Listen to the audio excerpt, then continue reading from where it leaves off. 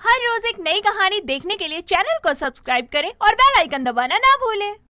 सरजू बहुत ही नादान और बैल बुद्धि इंसान था, जो पगलापुर गांव में अपनी पत्नी संतोष के साथ एक छोटी सी झोपड़ी में रहता था। गरीब होने के कारण उसके अपने खेत नहीं थे, इसीलिए वो एक सेठ के खेत में फसल की कटाई करने की मजदूरी किया करता था। एक सुबह जब वो फसल काटने के लिए खेत पहुंचा, तो देखता है उसका सेठ खेत में घुसी एक गाय को लाठी से पीटकर भगा रहा है। तभी वो खेत में जाकर कहता है, अरे मालिक क्या कर रहे हो? ये बिचारी गैया को काहे लाठी से पीटत हो? अरे लाठी से नहीं मारूं तो क्या आरती उतारो इस गैया की। ना जाने कहां से खेत में घुसाई और फसल खाने लगी। ले लाठी और छोड़ कर आई से कहीं दूर। दूर? पर कितनी दूर मालिक? इतनी दूर जहां से ये दोबारा मेरे खेत में ना आ सके, समझा? ठीक है, तो फिर हम नदी पार छोड़ाते हैं। नदी पर? बस इतने पास? अरे अरे एक काम करना, गांव की सीमा पार करके दूसरे गांव में ही पटका।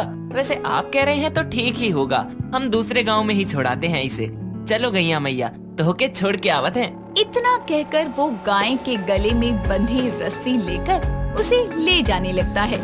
तभी सेठ सरजू के कान के नीचे रख देता है और सरजू अपना कान सहलाते हुए कहता है, अरे मालिक काहे कनपटिया पे इतनी जोर के कंटाप रख दिए? जा तो रहे हैं गैया को लेकर। अरे इस लावारिस गाय को इतनी दूर दूसरे गांव छोड़ने जाएगा तो खेत में फसल क्या तेरा बाप काटेगा? ये तो संभव नहीं मालिक, काहे से कि पिताजी तो दुनिया में है ही नहीं। हाँ, लेकिन तुझे इस दुनिया में रहना है और कमाना है ना, तो इस गाय को बगल में खूंटे से बांध और लग जा मजदूरी में। और हाँ, घर जाते हुए इस लवारिस जानवर को अपने साथ लेकर जाना, समझा? बैल बुद्धि कहीं का। ना मालिक, ये तो गाय है तो इसकी गैया बुद्धि होगी ना, बैल बुद्धि तो बैल में होगी। अबे वो छपरी ज्ञानी, मैं बैल बुद्धि इसे नहीं तुझे कह रहा हूँ। बकवास छोड़कर काम पर ध्यान दे। इतना कहकर सेठ वहाँ से चला जाता है और सरजू उस गाय को खूंटे से बांधकर फसल काटने के काम में लग जाता है। और पूरा दिन कड़कड़ाती धूप में फसल काटने के बाद शाम के समय जैसे ही उसे उसके सेठ ने कहा था, वो गाय को अपने साथ घर ले जाता है और घर के बाहर उसे खूंटे से बांधकर अपनी पत्नी को आवाज लगाता है, संतोष, अरे संतोष, अरे जरा बाहर तो आओ। देखो हम तुम्हारे लिए एक बड़ी सी चीज लाए हैं। अरे काहे इतना चिल्ला रहे हो? बड़ी चीज तो ऐसे कह रहे हो, कहीं कोई पहाड़ या पठार तो नहीं ले आए? तुम भी ना गजब की बात करत हो। अरे हम तो तुम्हारे लिए एक गैया लाए हैं। हाय दैया, ये बैल बुद्धि आदमी गाय उठाकर लाया है, पर इसका बोझ उठाकर क्यों घर पर लेकर आए हो? यहाँ दो इंसान नहीं पल रहे, तुम्हें जानवर पालने की पड़ी है। अरे बोझ कैसे? गाय है तो दूध देगी ना। हाँ, तो उस दूध से नहाओगे क्या? अरे इसका दूध लेने के लिए पहले तुम्हें इसे चारा खिलाना पड़ेगा, फिर इसका गोबर उठाना पड़ेगा, और ये सब करने के लिए तुम्हारी माँ आएगी क्या? अब मालिक बोले रहे कि इसको घर लेकर जाना है तो हम ले आए। हाँ हाँ, तुम तो ठहरे मालिक के पिट्ठू, जो मालिक बोलेगा वो सूरज करेगा।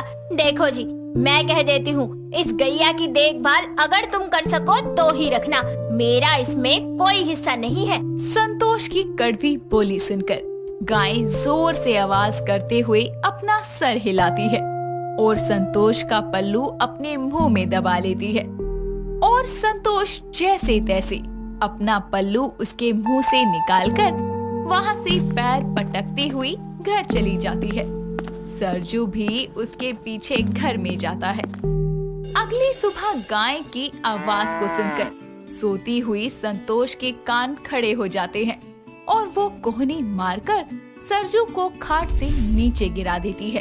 तभी जमीन पर पसरा सरजू नींद में कहता है, अरे कौन हमका पटक गया जमीन पर? उठ जाओ, तुम्हारी मैया आवाज लगा रही है, जाकर उसे चारा दो। अरे पर हमारी अम्मा तो चारा नहीं खाती।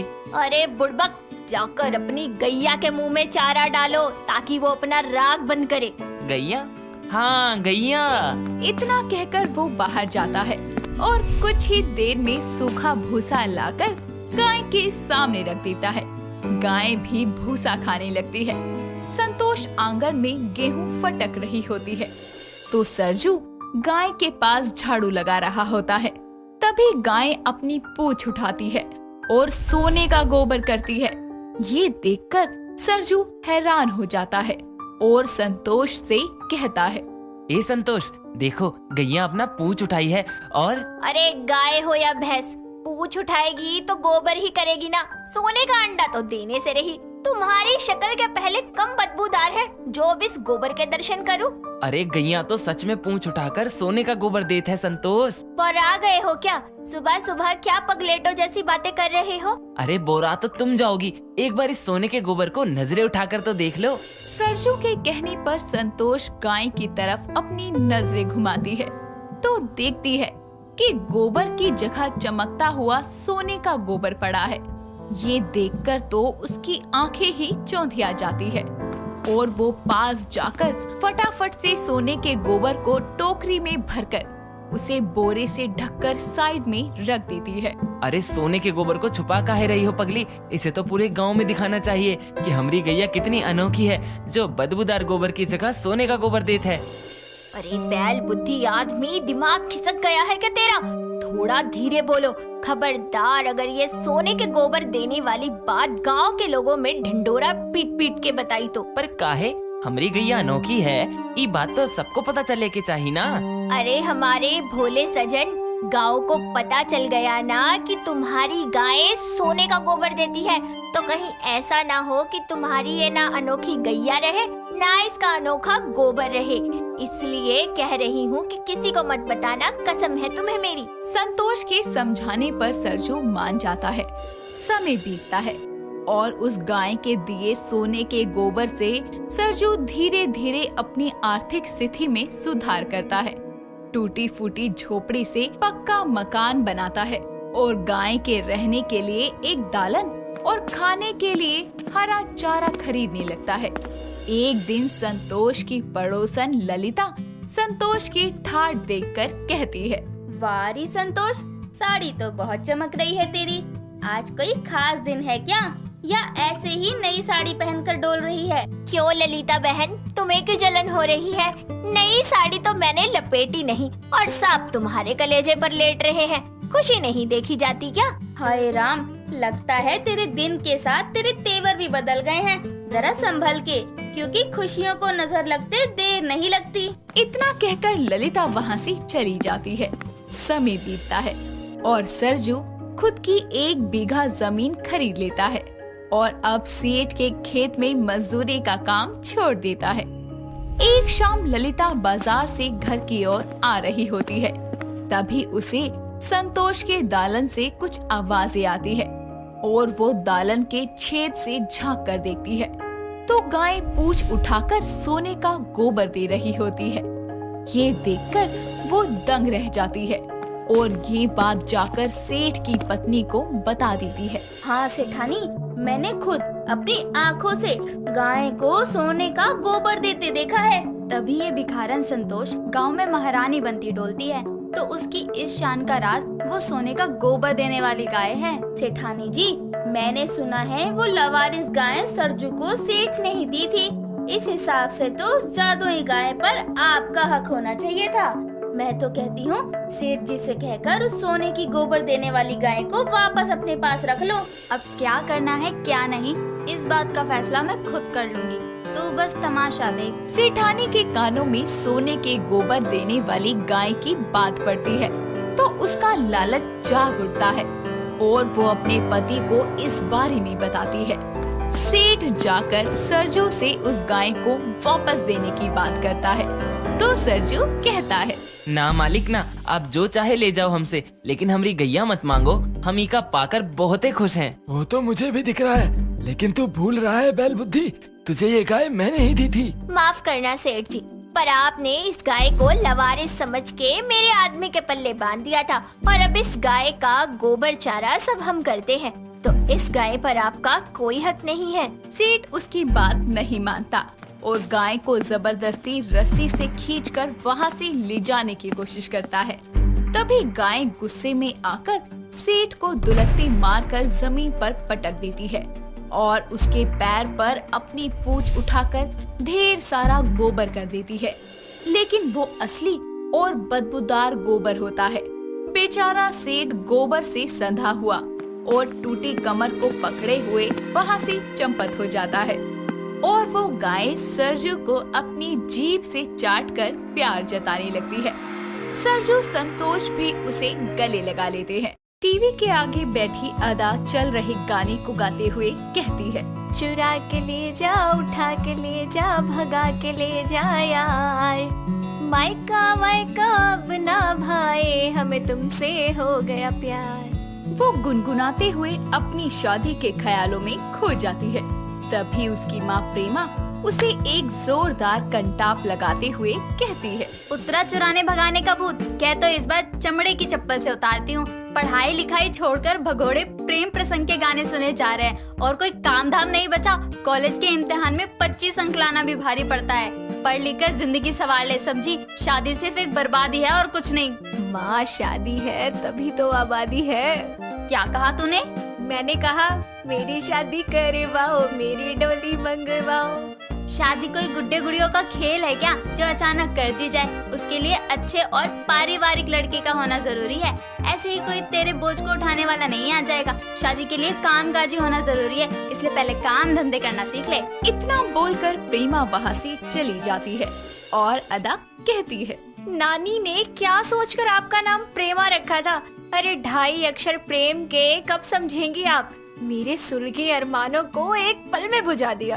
एक तरफ अदा अपनी शादी और सुहाग रात के सपने सजा रही थी, तो वहीं दूसरी तरफ अरमान तकिए से लिपटे हुए कहता है, आज वो रात आ ही गई जिसके इंतजार में हम दोनों बेताब थे।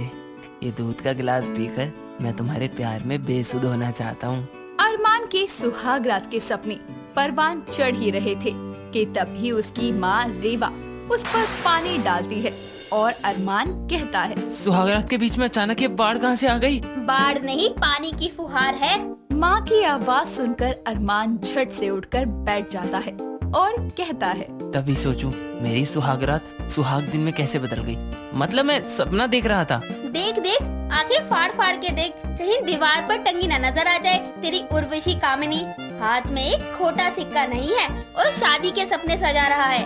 विभूति नारायण की औलाद, अगर तेरे अंदर के अरमान नहीं संभल रहे ना तो पहले कोई काम ढूंढ ले। अपने सुहागरात के जज्बात पूरे करने के लिए मुझे काम धाम शुरू करना होगा, वरना बिना काम धंधे के अदा के माँ बाप से उसका हाथ तो मिलने से रहा, पर लात जरूर पड़ जाएगी। इतना कहकर अरमान काम की तलाश में निकल पड़ता है और शाम को घर लौटकर कहता है, माँ मुझे नौकरी मिल गई, लो मिठाई खाओ। माँ आज बहुत खुश लग रही हैं। लगे हाथ अपनी शादी की भी बात कर लेता हूँ।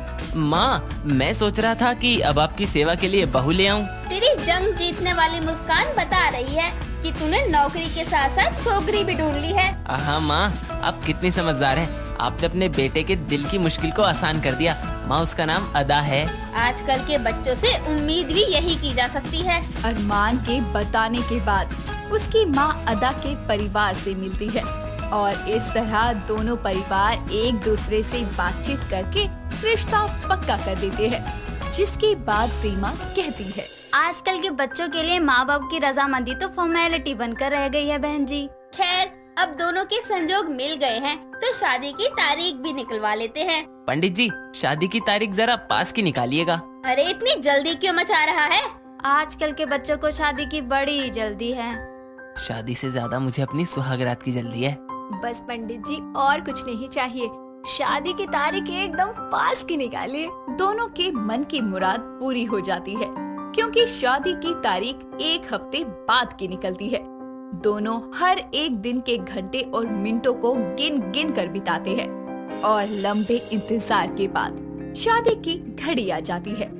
बारात की गूंज और पटाखों की आवाज सुनकर दुल्हन बनकर बैठी अदा शर्माते हुए कहती है, जिसका मुझे था इंतजार, जिसके लिए दिल था बेकरार, वो घड़ी आ गई, हाय मेरे साजन की बारात आ गई।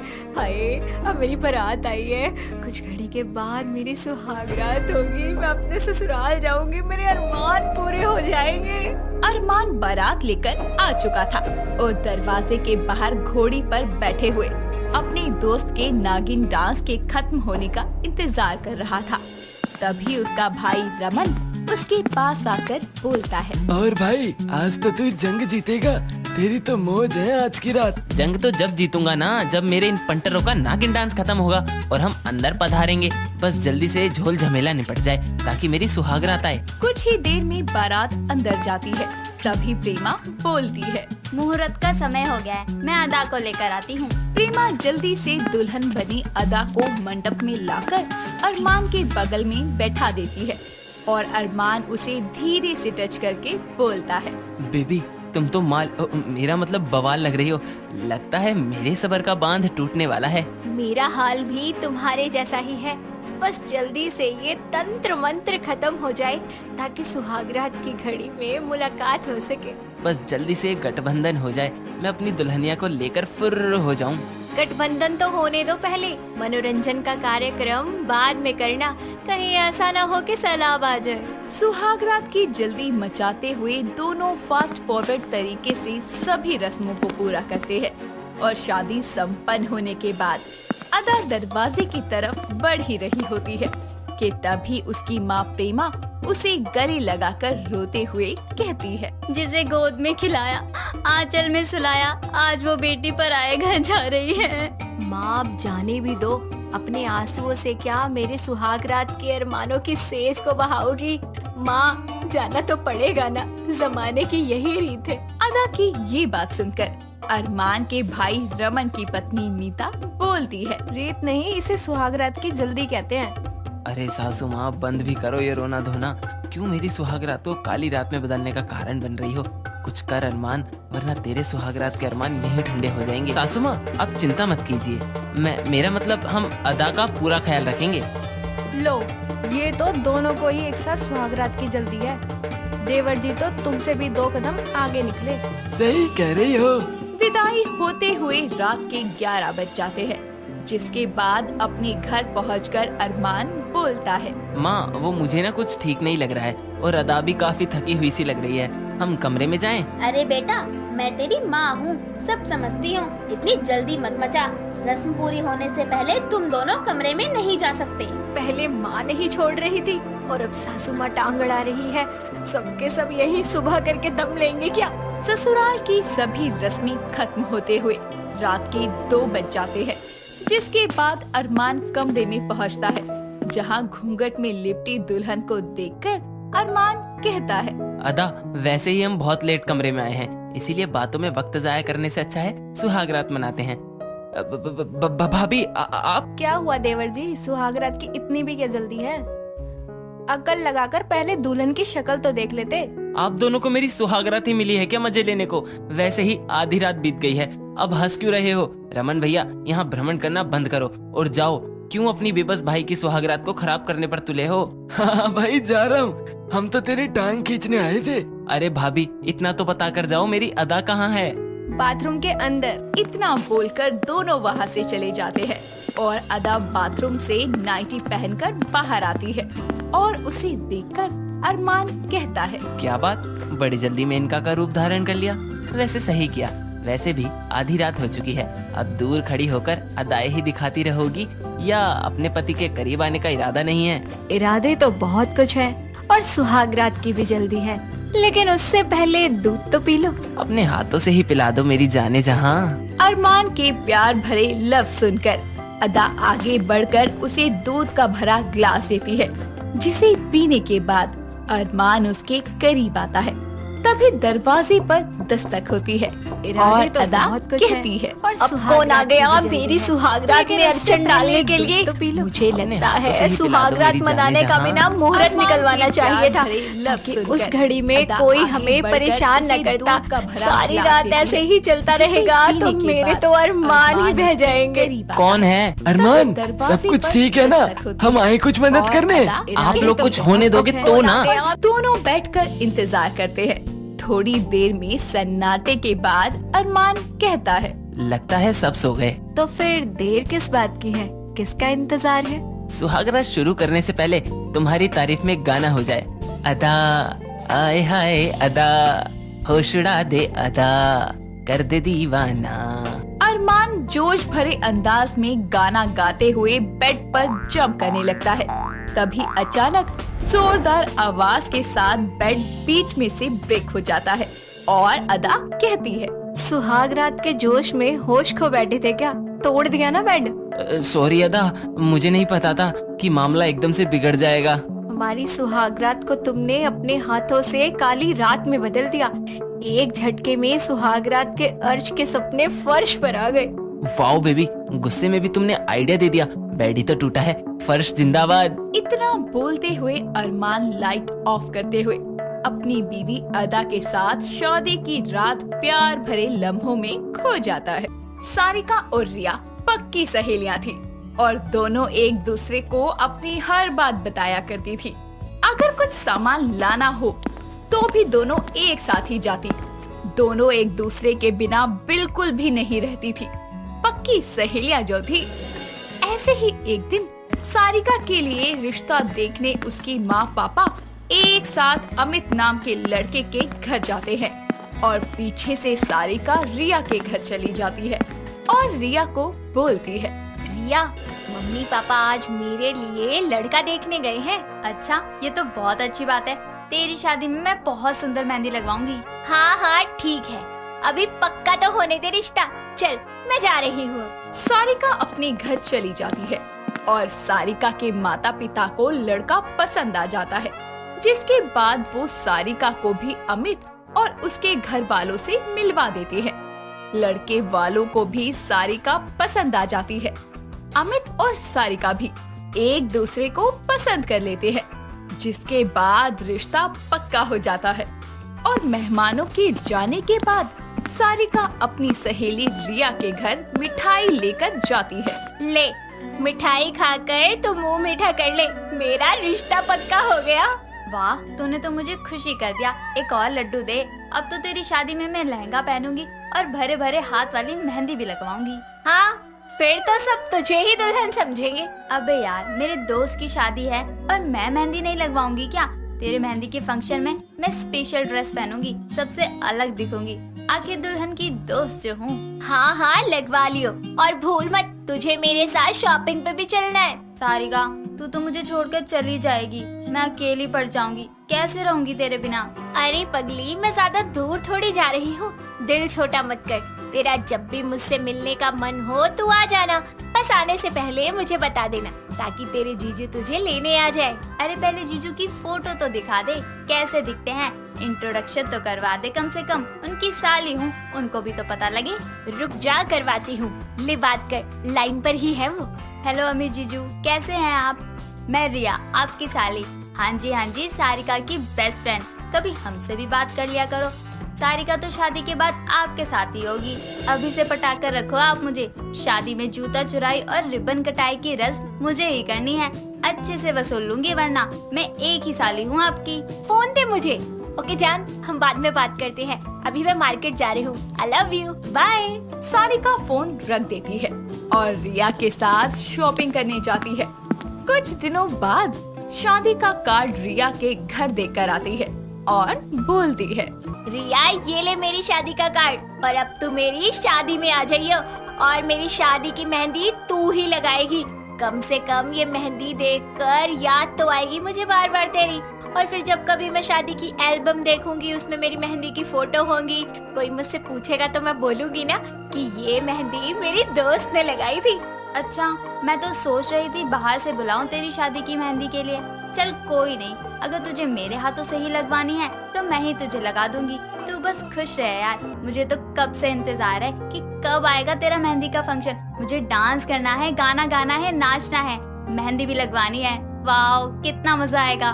बस आ ही गए शादी के दिन नजदीक। चल अब मैं घर जा रही हूँ, तो आ जाइयो। सारिका अपने घर आ जाती है और वहीं रिया को अपनी सहेली की मेहंदी में जाने का इंतजार होता है। वो अपनी सहेली की मेहंदी पर राजस्थानी स्टाइल में मेहंदी लगवाना चाहती है और बहुत एक्साइटेड रहती है। ऐसे ही वक्त गुजरने लगता है। शादी का समय नजदीक आने लगता है और शादी की सभी तैयारियां अच्छे से हो जाती है। घर में सजावट से लेकर सब चीज हो जाती है। पूरा घर रोशनी से जगमगाता है। रिया अपने दोस्त के घर शादी में अपना बैग लेकर आती है तभी उसको देखकर सारिका बोलती है। आ गई महारानी। और क्या, आती नहीं तो क्या, मेरी दोस्त की शादी है। तुझे पता है यार, तेरी शादी को देखकर मम्मी मेरे भी पीछे पड़ गई है। शादी कर शादी कर। यार अभी तो मेरी कोई उम्र भी नहीं है, खेलने कूदने की उम्र में शादी करने की बात कर रहे हैं। तो कमीनी कहीं की, तुझे मेरी शादी की इतनी जल्दी क्यों थी? अरे यार, तेरी शादी में ही तो मजे कर सकती हूँ मैं। अब देखियो, तेरी शादी में रौनक ना लगा दी ना तो मेरा नाम बदल दियो। अच्छा तो ये बता कि तू कब कर रही है शादी? मैं भी तो तेरी मेहंदी के फंक्शन में नाचूंगी। अच्छा बच्चू, अदला का बदला मैं तब करूँगी जब तेरे बच्चे हो जाएंगे, उसके बाद। सुन, मैंने मेहंदी वाले को बोल दिया है, वो कल आ जाएगा मुझे मेहंदी लगाने। तुझे कैसी मेहंदी लगवानी है बता दियो, तेरे तो मैं ही लगाऊंगी। मुझे तो दूल्हा दुल्हन बनवाने हैं, अच्छी सी लगा दियो, भरा भरा हाथ लगे। हाँ चिंता मत कर, लगा दूंगी मेरी जान, लेकिन तू शादी के बाद मुझे भूल मत जाइयो। ऐसा कभी नहीं हो सकता।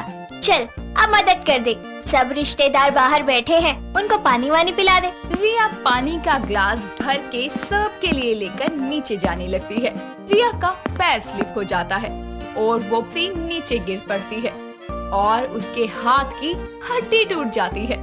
तभी उसको सारिका के पापा हॉस्पिटल ले जाते हैं और उसके हाथ पर प्लास्टर करवाकर घर ले आते हैं और घर आकर रिया सारिका को बोलती है। अबे यार, तेरी शादी के मजे लेने आई थी, लेकिन मुझे ये कौन सी सजा मिल गई। नाचना तो दूर, मेहंदी भी नहीं लगवा सकती। इतनी दूर से मेहंदी वाले को बुलाया था, आज तेरी मेहंदी की रस्म है। मैं क्या करूं?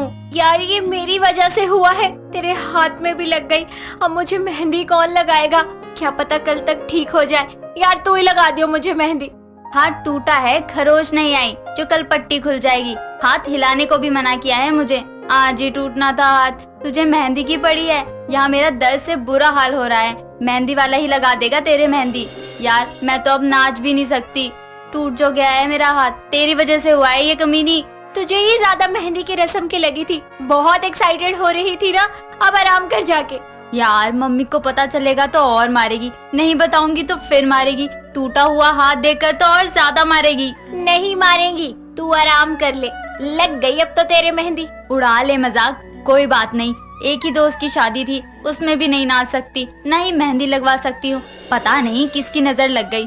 कोई नहीं, एक हाथ में तो लगवा ही सकती हूँ। ऐसे रिया सारिका के कमरे में उसके साथ सो जाती है और अगले दिन मेहंदी की रस्म पर सब तैयार होकर मेहंदी के गाने गाते हैं और सभी मेहंदी लगवाते हैं। कुछ देर बाद मेहंदी आर्टिस्ट भी घर आ जाता है और सारिका मेहंदी लगवाने के लिए बैठ जाती है। मेहंदी आर्टिस्ट मेहंदी लगाने लगता है, तभी सारिका बोलती है। हाँ भैया, यहाँ से नहीं ऊपर से लगवानी है, भरे भरे हाथ लगाना, मोटा मोटा कुछ मत छाप देना। राजस्थानी स्टाइल में लगवानी है मेहंदी, एक हाथ पे दूल्हा और दूसरे पे दुल्हन चाहिए मुझे। मैडम मधुबनी में बनवा लो, अच्छा लगता है, बहुत सुंदर बनते हैं दूल्हा दुल्हन। नहीं भैया, मेरी शादी है और शादी एक ही बार होती है, मुझे राजस्थानी स्टाइल ही चाहिए। रिया, ये मेहंदी वाले तो अपनी अपनी चलाते हैं। कोई नहीं, तू अपने मन से लगवा ले, मैं बोलती हूँ। भैया जैसे इसको पसंद है ना वैसे ही लगाना। और हाँ, अमित लिख देना मेहंदी में छुपा कर। मैडम शांत तो रहो, मुझे बनाने तो दो। यार रिया, मेरी कमर पे खुजादे, बड़ी तेज खुजली हो रही है, इस खुजली को भी अभी मचना था। ओ खाजली, मेरे हाथ में दर्द है। दूसरा तो ठीक है, सीधे हाथ से ही खुजा दे यार, बड़ी जोर की खुजली हो रही है। इसके बाद रिया बाकी के काम देखने चली जाती है। तभी सारिका की बुआ उसके हाथों में मेहंदी लगता देखकर उसके पास आकर बोलती है। बेटा मुझे लगाने दे पहले, वो क्या है ना, फिर मुझे बाहर काम भी संभालना है। भैया आप पहले इनके लगा दो। भैया मेहंदी रचेगी तो सही ना? आप बेफिक्र रहिए, रच जाएगी। मेहंदी लगाने के बाद नींबू चीनी का घोल भी लगाना है क्या, या आम के अचार का तेल लगाऊं? अरे आंटी जी, विक्स या तेल लगा लेना, बढ़िया रच जाएगी। सारिका तुझे मेहंदी नहीं लगी अभी तक? बुआ जी को लेकर बैठ गए हैं, ऊपर से मक्खन और लगा रही है। मेरे कब लगेगी फिर? मेरे लग जाए पहले।